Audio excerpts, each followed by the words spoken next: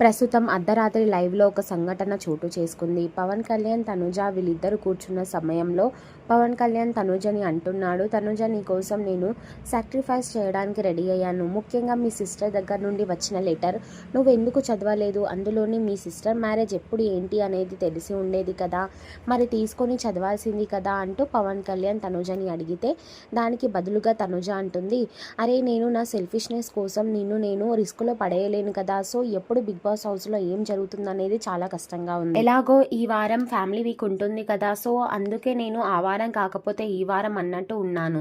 So last time చూసావు కదా, top 5 contestant అనుకున్న భరణి గారే 6వ వారం ఎలిమినేట్ అయిపోయి బయటికి వెళ్ళిపోయారు. సో ఎప్పుడు ఏం జరుగుతుందో తెలియదు కాబట్టి మళ్ళీ నువ్వు హౌస్లో గనక ఉండకపోతే నాకు చాలా ఇదవుతుంది, ఎందుకంటే నన్ను నేనే చీట్ చేసుకున్నట్టు ఉంటుంది. అందుకే నేను అది తీసుకోలేదు. సో నువ్వు నాలాగే టాప్ 5లో ఖచ్చితంగా ఉండాలి అనుకుంటున్నాను, అందుకే నేను ఆ లెటర్ చదవలేను అంటూ తనుజ చెప్పుకొచ్చింది పవన్ కళ్యాణ్కి. అయితే పవన్ కళ్యాణ్ అంటున్నాడు, అది కాదు తనుజ, మనం నామినేషన్లో ఉంటేనే కదా ఈ వారం నుంచి మన ఓటింగ్ ఎంత అనేది మనకు తెలుస్తుంది.